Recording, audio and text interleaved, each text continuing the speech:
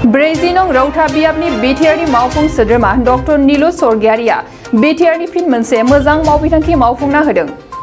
बिटिआरनि अनसाय बिथांखिनि गेजेरजों 5,000 रांनि चेक राननानै होदों बिटिआरनि मावफुं सोद्रोमा डक्टर नीलु स्वर्गियारि बिथाङा।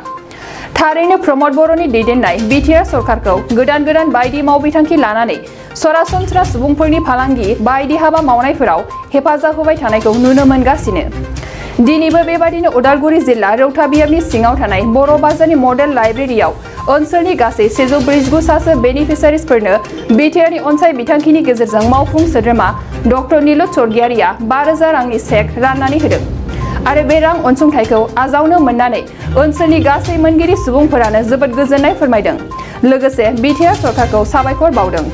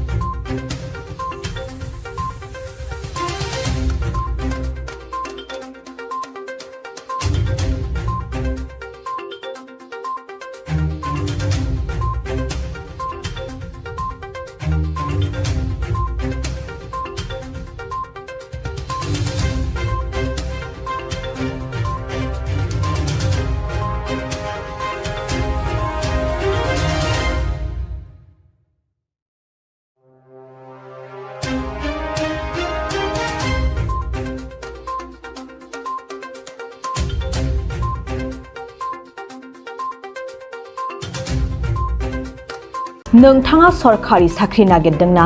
नोंथांनि थाखाय मोनसे गोजोनथाव खौरां।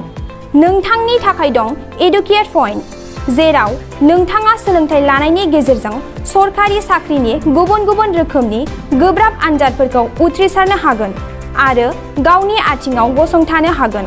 बे एडुकेट पइन्टआव नोंथांमोना SSC, bank PO, bank clerk, bank SO, UPSC, FSC, defence, railway, state insurance, AAO, ADO एसिस्टेन्टजों लोगोसे स्टेट लेभेल जब आरो माखासे सरखारि साख्रिनि आनजादाव गोनांथि जानाय आयदाफोराव सोलोंथाइ लानो हागोन।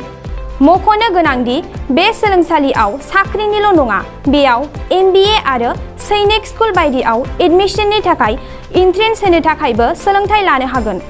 बे सोलोंसालियाव गाहाम थाखो खथानि सुबिदा दं आरो सम मथे नोंथांनि सोलोंथाइखौ बे सोलोंसालियाव होनाय जागोन। बेखौबो मिथिनांगोन दि बे एडुकेट पइन्टआव सोलोंथाइ लानानै बावैसो 2021-22 इं मायथाइनि एसएससि जिडिनि आनजादाव गासै 11 सा सोलोंसाफोरा उथ्रिसारनो हादों। बारा नङा, गासै 15,000 रांजोंनो नोंथाङा बे सोलोंसालियाव 6 दानसिम सोलोंथाइखौ लानो हागोन। बे सोलोंसालिया क'क्राझार, बरपेटा रड, गलपारा आरो बङाइगावआवबो दं।